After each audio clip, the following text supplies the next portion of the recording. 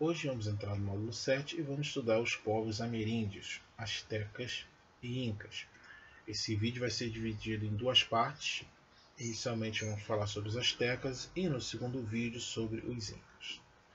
No módulo anterior, no módulo 6, estudamos a ocupação da América e como esses povos possivelmente vieram por 3 rotas de ocupação: Estreito de Bering, rotas marítimas do Pacífico e a teoria da arqueóloga brasileira Guidon, que possivelmente eles vieram também pelo continente africano. Então, esses povos ameríndios, astecas e incas, que são os grandes povos da sociedade, juntamente com os maias, que nós veremos mais à frente também, são as grandes civilizações que foram encontradas na América a partir do processo de colonização que se deu da Europa com a chegada dos europeus em 1492. Só que, como eu sempre falo para vocês, a história ela pode sofrer mudanças. Já se sabe que os primeiros europeus que chegaram na América através de barcos foram os vikings, que fundaram uma colônia possivelmente no século X, aonde seria hoje entre o Canadá e os Estados Unidos. No decorrer do 7º ano, vocês irão estudar que esse processo de colonização europeia, inicialmente com Colombo nas colônias espanholas, Portugal, que vai ocupar o que seria hoje o território brasileiro, logo após a chegada dos ingleses, irlandeses, franceses, vai ser de um grande impacto na América.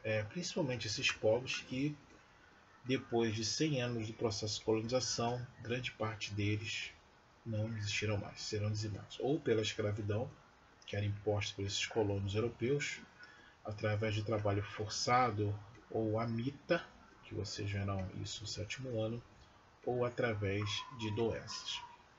Eu quero que vocês entendam que esses povos pré-colombianos, eles eram um autoconhecimento imensurável.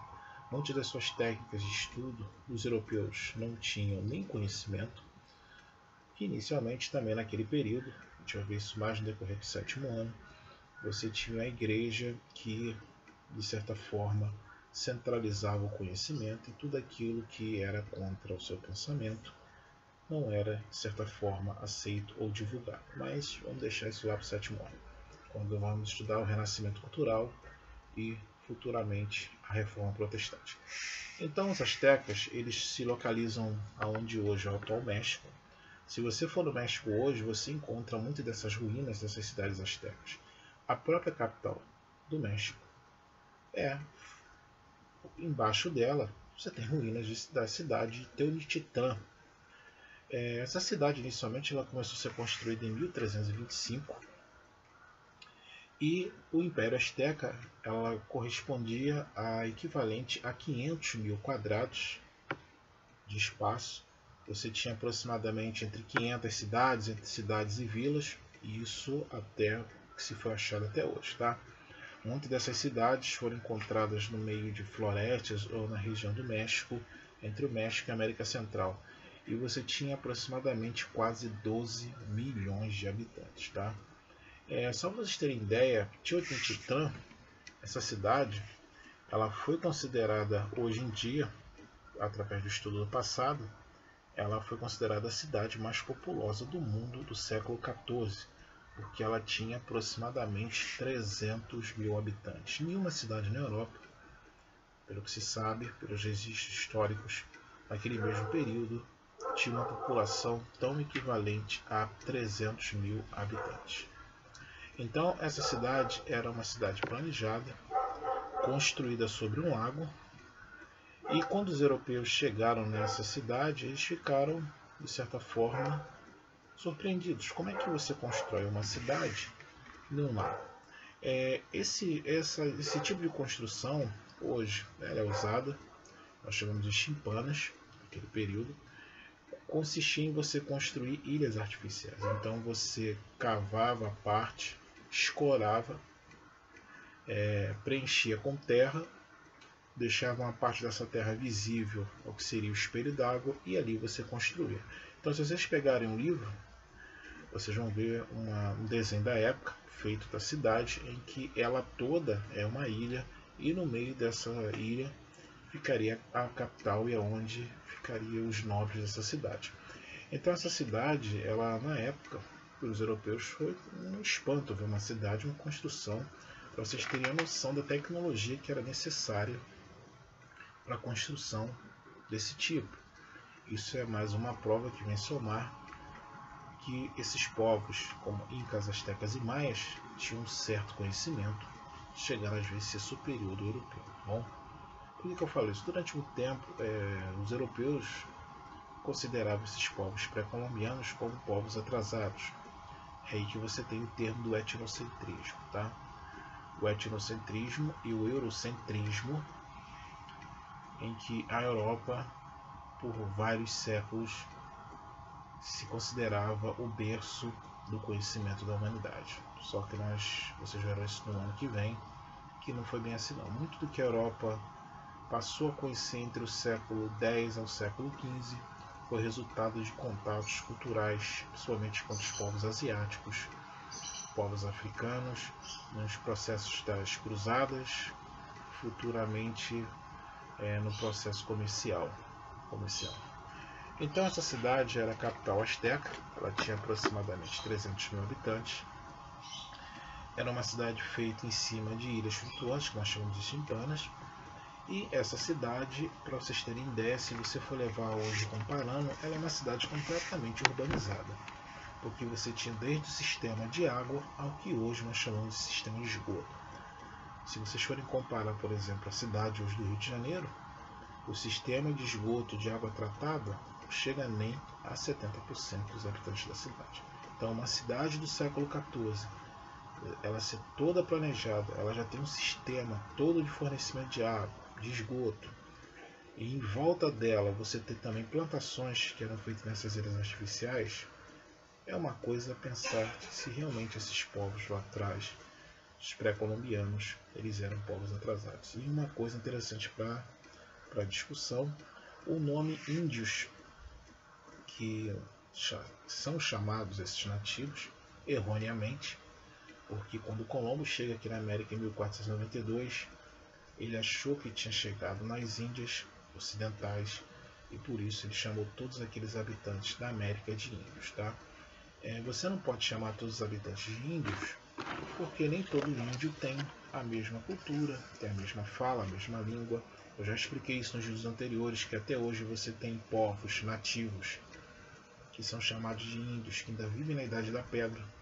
Outros estão na Idade dos Metais, outras sociedades nativas ou que eram indígenas se misturaram à nossa cultura, essa cultura nossa que nós chamamos, entre aspas, de cultura do homem branco. Então você chamar esses povos de índios é uma coisa errônea, tá?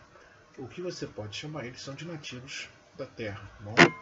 E essa sociedade asteca. Então a sociedade asteca ela era formada por uma pirâmide social, em que no alto dessa pirâmide você tinha um imperador.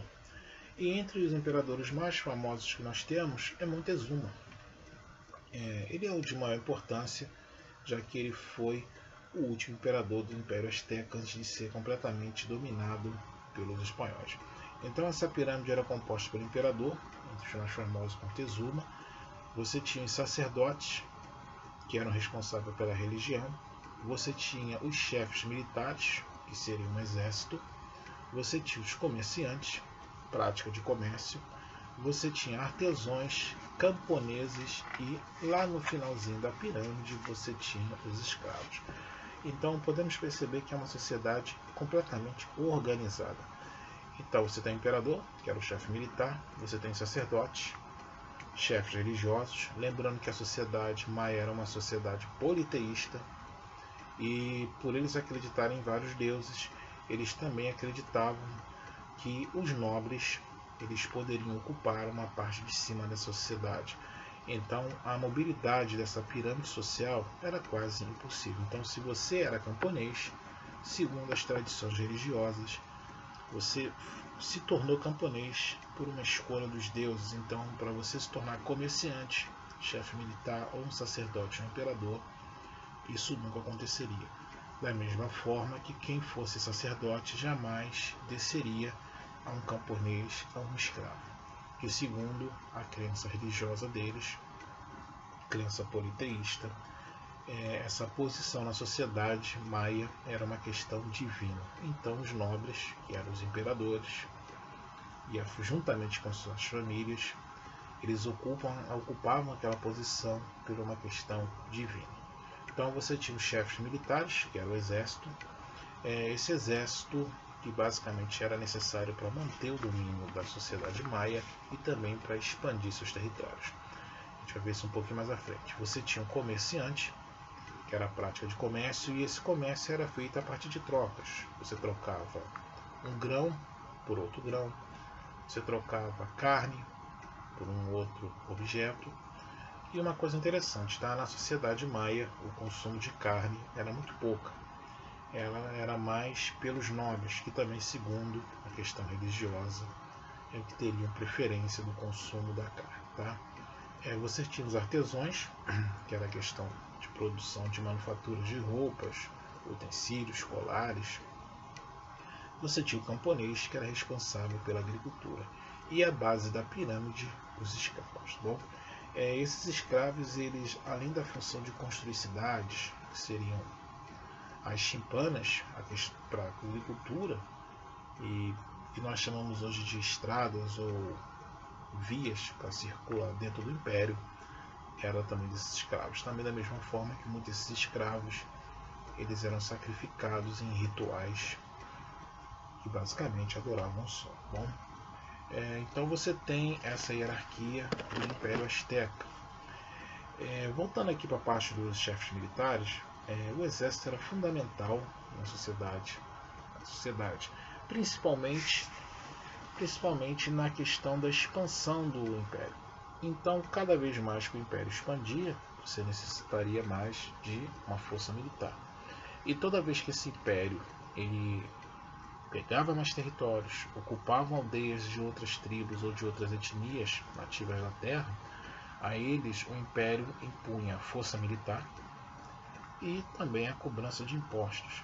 Então, se um exército azteca chegasse num determinado território e dominasse, inicialmente eles mandavam o que seriam negociantes e propunham a eles o seguinte trato: olha, nós vamos dominar o território, nós vamos cobrar impostos. Quando isso não era aceito, é aí que realmente eles entravam em conflito, tá? Então, quando eles dominavam essa região nova, você tinha cobrança de impostos e também escravos, que também eram utilizados desde a construção de cidades ou outras funções bem básicas no Império, da mesma forma para o sacrifício humano, tá? E a economia básica era a agricultura, bom, que era novamente feita através das chimpanas, que eram aquelas ilhas flutuantes, principalmente em torno da cidade, Teonititã. Então você tinha uma sociedade organizada, você tinha uma sociedade que se expandia, necessitava de um poderio militar. Bom, quando essas regiões novas eram dominadas, muitos desses prisioneiros escravos eles eram sacrificados, outros utilizados como mão de obra, e em algumas situações essas regiões dominadas passavam a ser do Império e eram obrigados a pagar impostos, tá? Existem alguns relatos que algumas dessas aldeias, quando eram dominadas, quando eles... Aldeamento que eu falo assim pequeno, tinha um grupo de 15 pessoas, 12 pessoas. Possivelmente eram povos nômades que migravam de um lado para o outro à procura do alimento, não tinham conhecimento da agricultura e viviam do consumo da carne, né? Então, segundo alguns relatos, eles só capturavam os homens, deixavam as mulheres e as crianças, porque futuramente essas crianças irão se tornar novos escravos e essas mulheres gerarão novos filhos, ou seja, você teria um ciclo que daqui a 5, 10 anos eles poderiam voltar naquela região ou encontrar outros povos para serem escravizados. Também era comum nessa sociedade você contratar pessoas que tinham essa função de vasculhar pelo território à procura de novos escravos e novos aldeamentos que possivelmente iriam pagar a questão dos impostos. Eles também tinham a prática do que seria a domesticação de animais, que no caso seria cão, para vocês terem uma ideia, e lhamas, pelo que se sabe. Ou seja, você tinha agricultura e a domesticação dos animais. No conhecimento científico, tanto também na matemática como na astronomia, possibilitou a construção dessas cidades que, de certa forma, são patrimônio para a cultura da humanidade. Como eu tinha comentado no início do vídeo, lá no 7º ano, nós veremos que o domínio dos europeus, principalmente quando eles chegam na sociedade e ficam horrorizados com o sacrifício humano, eles consideram aquilo uma barbárie e, de certa forma, começa o declínio do Império, não só do Império Azteca, como Maia e Inca também. Mas temos que pensar uma coisa interessante.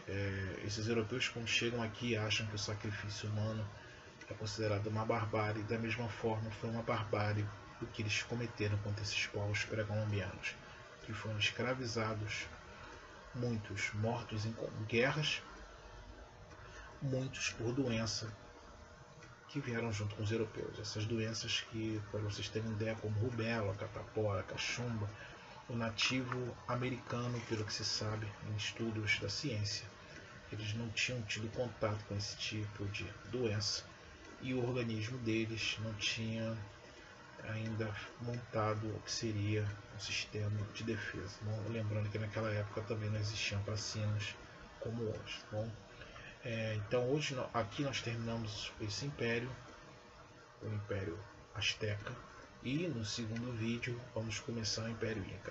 Essa divisão de vídeo é para não tentar confundir um grupo com o outro, porque quando vocês entrarem no Inca agora, que é o próximo vídeo, vocês verão que existem muitas semelhanças. Um aluno uma vez perguntou para mim se esses povos eles já chegaram a guerrear entre eles. Pelo que se sabe,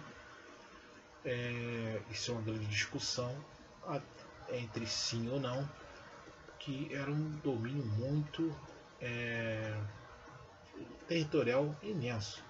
Quando entramos no Império Inca, vocês verão que o Império Inca, ele, além de também ter uma sociedade enorme, de mais de na casa de milhões, ele por extensão ele ocupou quase toda a América do Sul, só não chegando no que seria hoje o território do Brasil. A gente vai entender no próximo vídeo por que isso não aconteceu. Bom, vamos lá para o próximo vídeo e continuar nossa aula de hoje do módulo 7.